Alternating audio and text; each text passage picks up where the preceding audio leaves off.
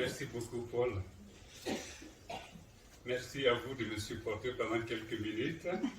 Je parle à partir de 3 points importants. Donc, les œuvres pontificales missionnaires, où je travaille depuis une vingtaine d'années, mon expérience d'enseignant à l'Institut catholique, et puis mon lien avec l'Afrique occidentale, puisque je suis originaire du Mali. J'ai essayé de répondre simplement à cette question: quel missionnaire pour quel monde aujourd'hui? Et pour répondre à cette question, j'ai essayé d'articuler le mot missionnaire et le mot monde.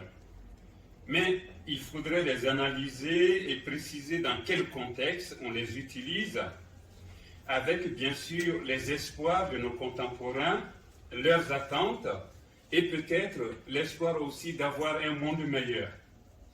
Mais comme la précision est donnée avec le mot aujourd'hui, j'ai donc retenu les défis missionnaires que l'Église doit relever aujourd'hui, et en fonction de ces défis, essayer de voir quel est le missionnaire, ou plutôt les missionnaires, qu'il faudrait pour relever ces défis. Et je me suis dit qu'il fallait d'abord 2 remarques. La première, c'est que les défis dépendent des continents et des contextes.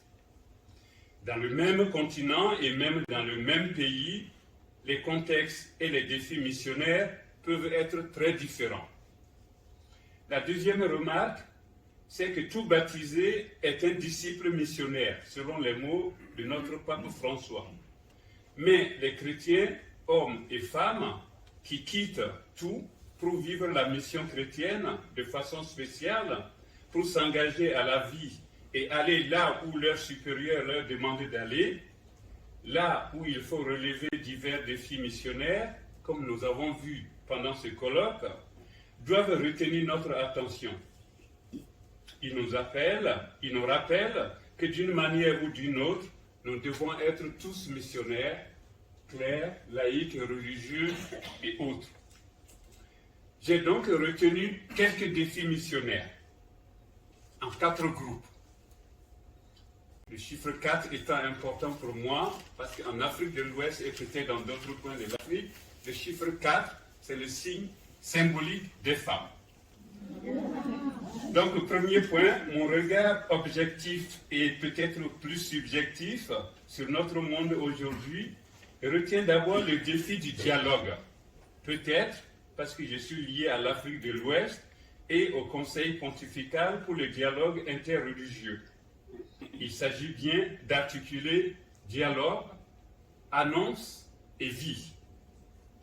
Le deuxième groupe de défis, ce sont les petits, les pauvres, les malades, les prisonniers, les personnes que nos sociétés ont tendance à exclure. Et souvent, parmi ces personnes, il y a les femmes et les enfants. Cela concerne la bonne gouvernance, bien sûr, mais aussi les préoccupations de nos sociétés. C'est un défi à relever par tous, et en particulier, il me semble, par les missionnaires. Le troisième groupe de défis, on pourrait élargir à 7 grands défis que je résume simplement en défis interculturels et dialogue de salut. Et là, on pourrait ajouter, mais ce sont des termes qui seraient trop longs à expliquer, la mission ad gentes, la mission inter gentes, et puis bien sûr l'inculturation, sans oublier que l'Église propose et n'impose rien, d'où l'importance pour le missionnaire de s'arrêter devant l'autel de la conscience, pour reprendre les mots de Jean-Paul II, au numéro 39 de Redemptoris Missio. Et puis le 4e groupe de défis, ça pourrait être tout ce qu'on peut rassembler autour de l'annonce de la parole de Dieu, le défi de l'annonce du royaume de justice et de paix, mais aussi le défi de l'éducation et de la formation missionnaire.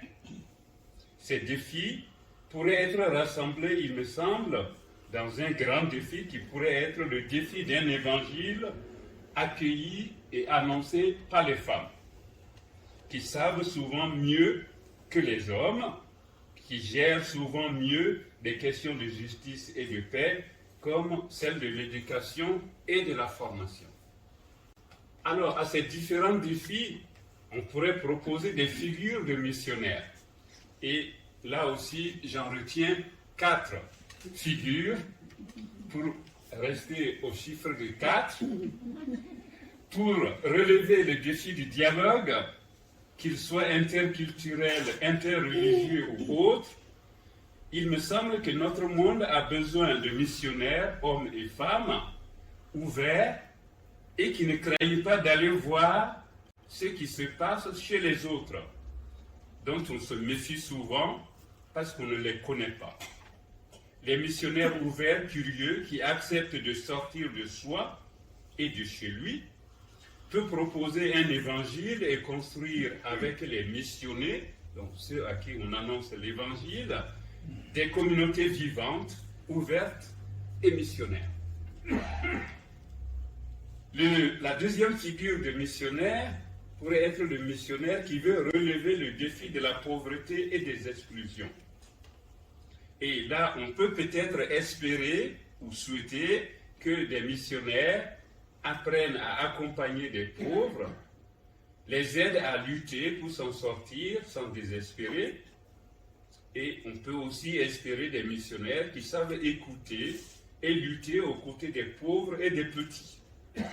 Et il me semble que c'est très exigeant d'être missionnaire auprès des pauvres.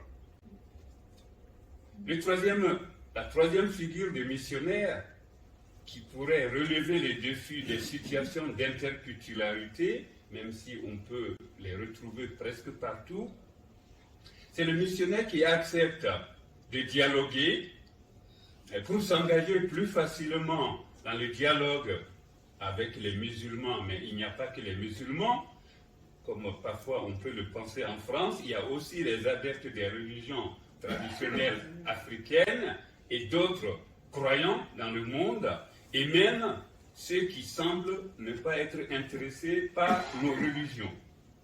Les missionnaires qui vivent dans des communautés internationales comme les spiritains, les spiritaines, les pères blancs, les sœurs blanches et d'autres instituts et congrégations missionnaires sont souvent bien préparés, il me semble, pour relever le défi de l'interculturalité et celui du dialogue, du salut. Et puis, la quatrième figure et dernière figure de missionnaire qui pourrait relever les défis d'un évangile annoncé par les femmes, vous comprenez bien que là, c'est surtout les religieuses qui sont concernées, même si aussi il peut y avoir des hommes qui savent parler aux femmes.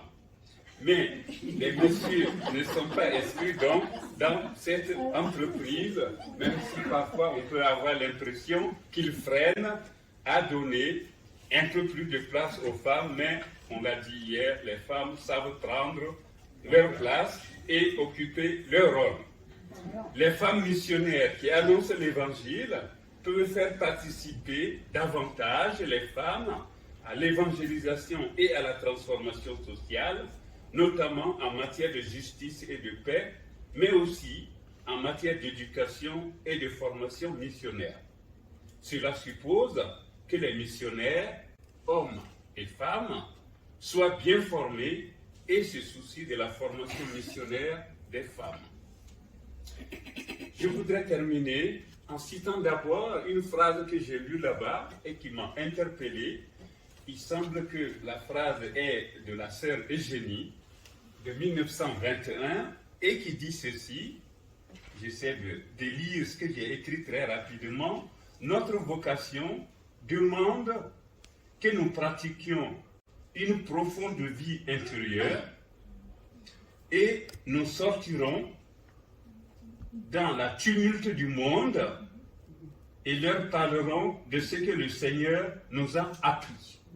Il me semble, voilà quelque chose qui me semble intéressant, ce qu'on a vécu avec le Seigneur dans la prière, dans la méditation, dans la réflexion ou pendant la formation, eh bien nous prépare à aller vers un monde où souvent on a l'impression que rien ne va plus et où on peut proposer humblement certaines choses. Donc, quel missionnaire pour quel monde aujourd'hui? Il me semble que des missionnaires doux, humbles et serviables, qui aiment les personnes à qui ils sont envoyés, des missionnaires qui essaient d'être tout à tous, cité 1 Corinthiens 9, 22, à la suite de Saint Paul, bien sûr, mais aussi à la suite de Jésus, de Sœur Eugénie, de Monseigneur Leroy et des nombreux missionnaires qui ont sillonné le monde depuis que Jésus est parti et qu'il a demandé à ses amis de continuer la mission. Des missionnaires qui acceptent de transformer le monde, de participer à l'amélioration des sociétés humaines avec les personnes à qui ils proposent Jésus-Christ.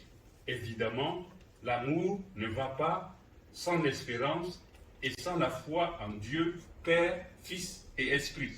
Mais aussi, foi en l'homme, foi en la femme, aux enfants bien sûr, et à tous ceux qui sont atteints par les missionnaires. Si nos contemporains savent que le disciple missionnaire les aime et est attentif à leurs problèmes, qu'il est prêt à vivre fraternellement avec eux et même gratuitement, comme nous le suggère le pape François au numéro 140 de Fratelli Tutti, ils prendront au sérieux son témoignage, ses actes et ses paroles. Ils accepteront peut-être de se convertir en même temps que le disciple missionnaire invité à se convertir. Merci pour votre attention.